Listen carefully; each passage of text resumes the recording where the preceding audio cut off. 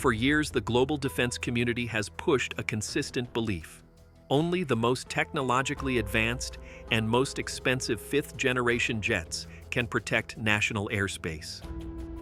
The message has been repeated so often, it became doctrine. Yet Sweden's Saab Gripen continues to quietly undermine that assumption. Its growing success, practical design, and budget-friendly operation challenge the entire conversation surrounding fighter procurement. This is not the story of a cheap aircraft. It is the story of a cleverly engineered, strategically adaptable, and surprisingly powerful jet that exposes the weaknesses of one of the world's most hyped fighters, the F-35. And for Canada, a nation responsible for patrolling immense territory and the unforgiving Arctic, the comparison now demands serious attention. The real price tag. On paper, the Gripen E and the F-35A seem similarly priced, with both sitting around the $80 to $90 million flyaway range. However, that number does not tell the full story. The F-35 requires specialized infrastructure, climate-controlled hangars, proprietary maintenance tools, advanced software systems, and large upfront spare parts packages before it ever becomes an operational fighter. These hidden additions inflate the real cost by hundreds of millions. Saab's approach is far simpler. Buyers often receive full support packages up front, including initial training, weapons, and long-term logistics. This makes budgeting clearer, more predictable, and far less risky for medium-sized nations. But the true financial shock arrives when comparing operational costs. The Gripen E's cost per flight hour is frequently below $10,000, depending on the operator. The F-35A still struggles with costs above $36,000 per hour, and the long-promised reduction to $25,000 has remained out of reach. For a nation such as Canada, which must constantly patrol enormous distances, these figures translate directly into capability. If flying becomes too expensive, the aircraft may sit in hangars instead of in the sky where they are needed. Two philosophies, two jets. The Gripen and the F-35 represent fundamentally different design philosophies. The F-35 is the pinnacle of American technological ambition, built as a stealth platform capable of penetrating advanced enemy air defenses while gathering intelligence and sharing data across an entire battlefield. It thrives in complex, high-end conflicts where invisibility and sensor dominance matter most. The Gripen, on the other hand, was shaped by Sweden's Cold War reality. Instead of expecting perfect air bases, engineers assumed runways might be destroyed on day one of a war. As a result, the jet can operate from short stretches of roadside pavement, small regional airstrips, and improvised bases. It can be serviced by a handful of conscripts with basic tools, refueled and rearmed in minutes, and launched repeatedly in harsh conditions. Gripen is designed to be used often, maintained easily, and deployed anywhere. That flexibility gives it an advantage far beyond the purchase price. Stealth or firepower, which matters for Canada? The F-35's biggest selling point is its stealth. When carrying weapons internally, it can avoid radar detection, slip through dense air defense networks, and destroy high-value targets before the enemy knows it's there. That capability is unmatched, and Gripen does not attempt to compete head-on with this role. But stealth comes at a cost. The F-35 must keep weapons inside its bays to remain low observable, which limits the number and variety of munitions. Adding external pylons increases firepower, but eliminates stealth. Gripen does not face this dilemma. It spreads a flexible loadout across 10 external hardpoints, allowing it to carry long-range Meteor missiles, precision bombs, reconnaissance pods, anti-ship weapons, and advanced electronic warfare systems. In many real-world scenarios, particularly within NORAD air policing missions, having more missiles ready to fire matters more than hiding from Radar Canada's day-to-day defense requirements focus on interception, monitoring, and sovereignty enforcement, not deep strike stealth missions.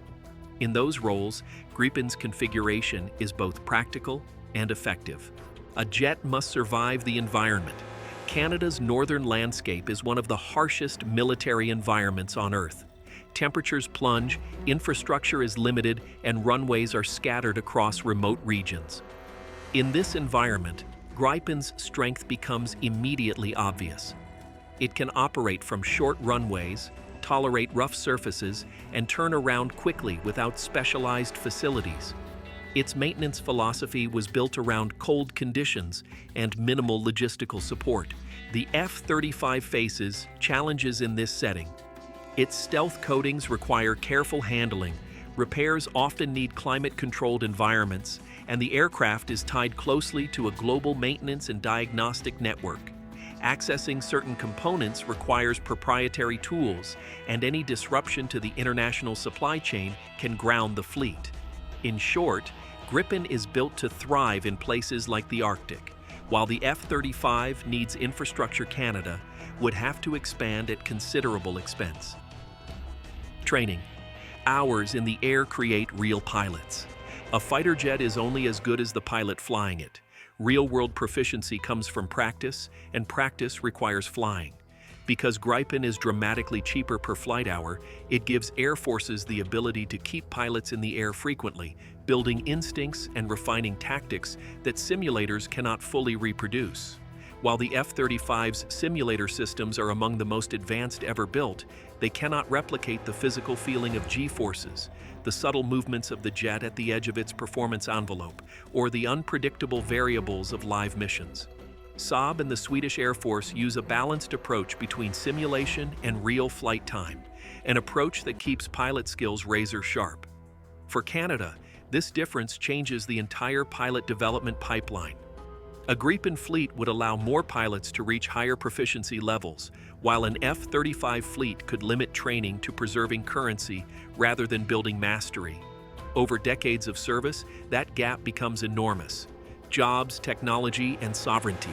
When countries purchase advanced aircraft, they are not just buying jets, they are buying decades of economic activity. The F-35 program offers Canadian companies billions in long-term manufacturing work. But this work is tied to decisions made outside Canada and depends on the health of the global F-35 fleet.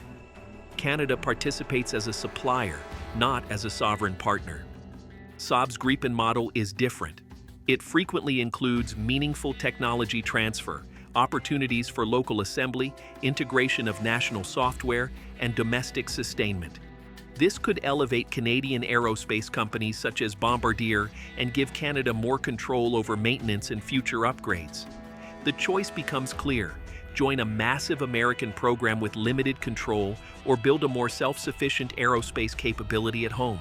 Canada's long fighter saga, Canada's attempt to replace its aging CF-18 fleet, has been one of the most protracted procurement efforts in the Western world. After years of political shifts, cost concerns, and calls for transparency, the Gripen remained a serious contender long after many expected it to be eliminated. Its presence in the competition demonstrated that Canada was not merely seeking the most advanced fighter, but one aligned with national needs and financial responsibility. The core question Canadians began asking was simple: what missions must these jets perform every day? The answer rarely involved stealthy penetrations into heavily defended foreign airspace. Instead, Canada needed aircraft for Arctic patrols, maritime surveillance, sovereignty enforcement, and NORAD interception missions. Gripen excels in these tasks, while the F-35 brings capabilities tailored for conflicts Canada is unlikely to face alone. This mismatch between capability and requirement fueled significant skepticism around adopting the F-35 as the exclusive choice. Prestige or practicality? Canada now stands at a decisive juncture. The fighter chosen today will define the Royal Canadian Air Force for the next 40 years. The F-35 represents unmatched stealth, sensor fusion, and integration with the United States, but it also demands extraordinary cost, infrastructure, and long-term dependency on foreign systems. Gripen represents strategic flexibility, lower cost, easier deployment, simpler maintenance, and operational independence. For a country responsible for vast northern skies and equally vast defense obligations, the question becomes one of realism. Should Canada buy the most advanced jet available, or the fighter that offers more flying time, better pilot readiness, lower long-term costs, and a design suited to the nation's geography? Gripen is not merely a competitor, it is a reminder that modern air power is not defined by prestige, but by presence, readiness, and resilience. When judged by these criteria, Sweden's fighter delivers an argument Canada and the world can no longer ignore. If you enjoyed this breakdown of the Gripen versus the F-35 and how it shapes Canada's future in the skies, make sure hit that like and don't forget to subscribe. Thanks for watching. See you in the next deep dive.